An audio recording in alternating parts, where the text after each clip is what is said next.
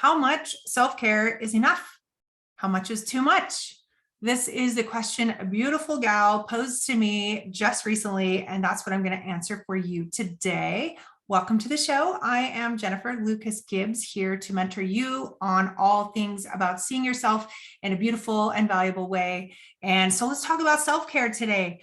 This is a great question. The reason I wanted to speak out a little bit on this is because it's not the first time I've heard that question. We're all trying to live that mythical, balanced life, right? That never seems to actually happen.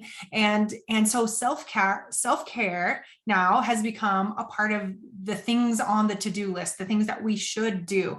If we are doing everything right, then apparently that falls in the category. And so there's a little bit of societal pressure to do that, but really it comes from there was many years where our society did not honor the needs of us, the mental health needs and things like that. And so this was the pushback, like, hey, you know what? It's okay for me to take time for me, right? But then when is it selfish? When am I neglecting my other important roles and commitments?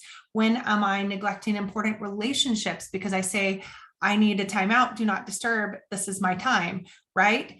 So what is too much emphasis on self-care? How many hours a week do I need to do it? Or what's not enough? Like, what's not enough to check the box if you're supposed to metaphorically check the box, and what even qualifies, right? So these are the questions I want to explore with you today. Now, the first thing I want to do is clear up some language around this, because self-care has been associated with self-centered, selfish, some of these other self kinds of words. And I have chosen a new word. I've kind of coined self-esque, right? Self-esque. That means that we're paying attention to ourselves, but not to the detriment of other important parts of ourself and our life and our community, right? And so it's okay to respect yourself and set some boundaries, or at least some goals around taking care of yourself, right? And so let's call it self-esque instead of selfish.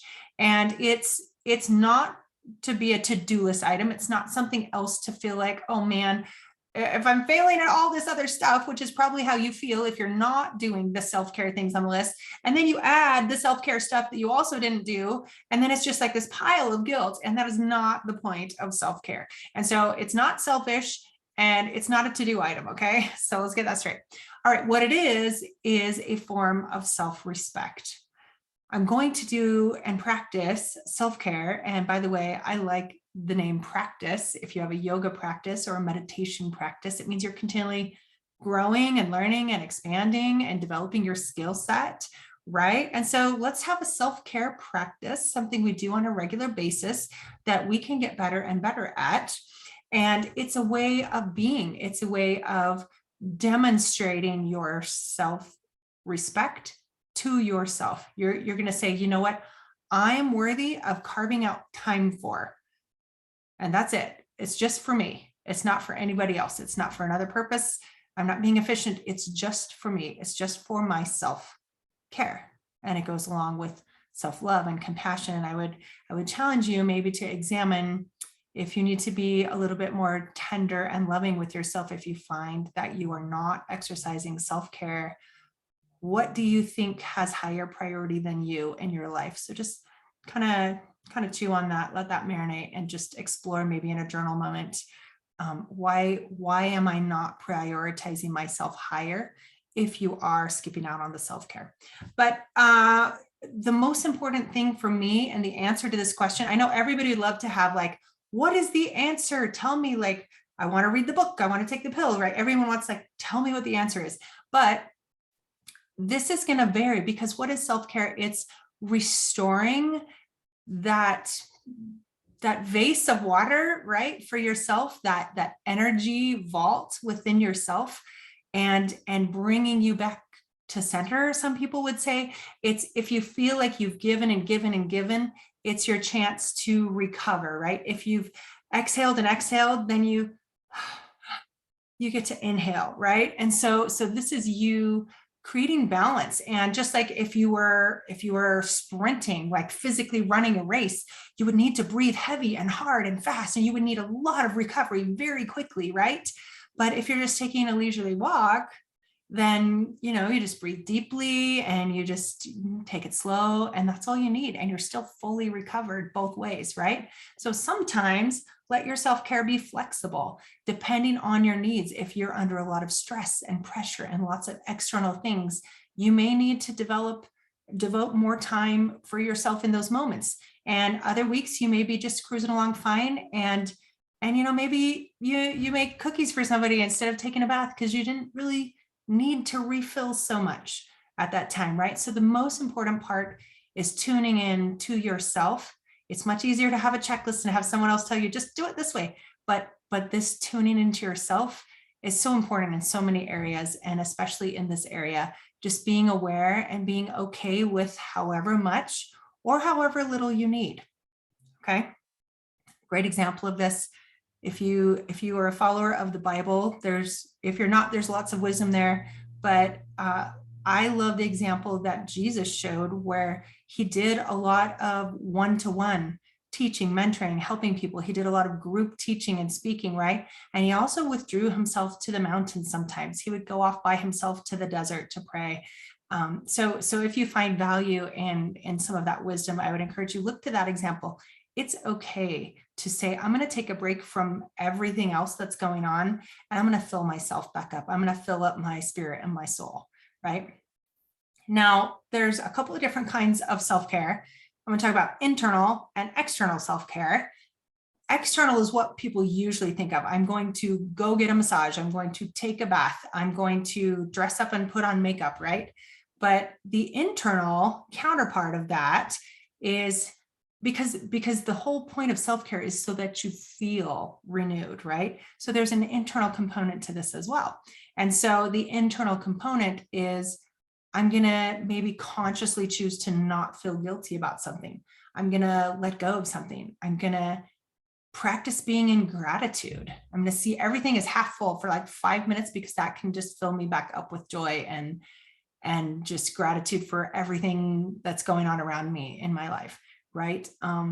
Maybe it's meditation is that internal, even if you're in the midst of a storm, you're in the midst of chaos in the household, you can just sometimes like close your eyes, take a breath, and you can have a little miniature little refill. There's no rule to how it has to be done. You don't have to take half-hour segments or 3-hour girls' nights, right? It can be a moment when you need it. Caring for yourself is respecting what yourself needs and providing that in whatever way is appropriate at whatever moment, right? Now, I'm also going to kind of break the mold a little bit and talk about a different kind of self-care. Cleaning your house can also be a form of self-care. And you're like, what? No, I'd rather get a massage. Yeah, me too. And yet sometimes the feelings I get from knowing a job is handled.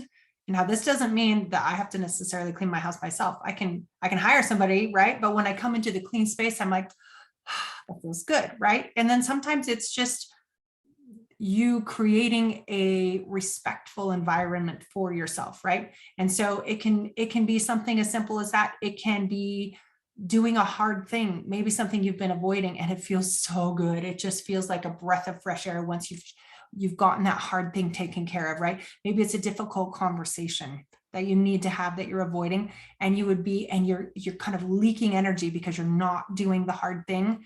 And by getting that off your plate, you suddenly you restore yourself faster. You fill back up faster, right? Because that's not robbing you of energy in your day-to-day. You can also serve is a form of self-care. If you are enjoying the thing that you're doing as you serve someone else, if you are feeling on purpose, if you're serving your mission by serving, it's whatever fills you up. It could be working in the area that you're passionate about. What I do when I help and coach people, I love it. I'm passionate about that. And so sometimes that fills me up. Sometimes, on the other hand, it can be draining. So just being, again, in touch with how you feel is the best way to determine if you're getting the self-care you need. Some days it's putting on makeup and heels and going out on a date, right? And today, this is the week between Christmas and New Year's, and I'm chilling at home. I got a hoodie. I got no makeup on, and I still like me. I'm still taking good care of myself today because I'm comfy and warm and I'm paced well in what I'm doing, and I'm showing up doing things that are important to me, right? And so that's a form of self-care. Sometimes I go for months at a time and I get my eyelashes done. And right now I'm like, I think I'm going to go in a phase where self-care means not going somewhere for an appointment and driving and stressing. And this is just like me. This is just me and my very own lashes. And that's awesome. And if I got my lashes done, that would be self-care. And if I don't, that's self-care. You see the paradox? It's just whatever you're feeling like you need. You know, sometimes I do pedicures more than manicures. I really just don't like fingernail polish on my fingers. But for some women, that is non-negotiable. They have their beautiful nails all the time. And that is an indicator that they are right where they need to be. And so you just need to find what it is that's for you and be flexible. Just be curious about yourself. Like, what really fills me up? Sometimes we feel stuck because even if we had a minute, we don't even know what would do that would, what would we do that would make us feel happy? I don't even know. I went through that phase myself, and I had to sit down and journal. I did a bullet point list. Like, if I had time for me, what would I do that would make me happy? And it took some time, and eventually, it starts to flow. And then you're like, oh, I'm back in touch with me. Right. And now that I know what I would do, it's a little easier to carve out that time to do it. Right. So what I would leave you with is, why don't you make a plan? See, I like making plans. I like setting goals because then you know when to celebrate. It's like drawing the finish line in the sand. That's why we set goals. Okay. For my estimation, I want to know when we party, when do we turn on the music and do the happy dance and all that kind of stuff. So set yourself a plan. Drink your water. Water is self-care. Stay hydrated, stay veginated, eat your veggies. Make yourself a plan. Am I going to read this much every day? Am I going to set a goal to take a bath every day? I remember we used to shop at Costco and we'd buy those ginormous things of spinach, like 5 pounds of spinach. And we used to throw out a bunch. And then I said, I'm going to set a goal to get through the spinach, right? And so that was kind of a self-care plan, and I got good at it. So whatever it is for you, make a plan so that you can measure your success. So you at least can say, hey, I'm someone that plans self-care and I do self-care. That's your identity. And you'll be building respectability with yourself by carrying out your plan. And if you need more, you need to adjust, then you adjust. And if you don't need so much, try a few things, what works, what doesn't. And again, be willing to flex with what the needs of you are, because you respect yourself and you tune into yourself. So that's what I have for you today. I hope that is insightful for you and gives you some good ideas. In the comments, let me know, what kind of cool thing do you do for self-care? Or if you're not in the habit yet and you're building your way into it, what sounds fun? What would you like to do? And I'm going to guess there's going to be a lot of defaults to massage, but that's just how I see the world. And so what is it for you? I'm curious to know. So comment below. What is your favorite form of self-care, or what do you wish other women need? What do we need to know about that we're missing out on? Like, share with us your favorite and practice what I preach, right? Practice the self-care on yourself, build a self-care practice and get better and better and better at it, and make respecting yourself a normal part of your life. Make filling yourself back up a habitual part of your life. Okay, that's what I have for you today. I am Jennifer Lucas Gibbs, reminding you that you are infinite, you are loved, you are precious. Let's stick together and go far. Okay, see you next time.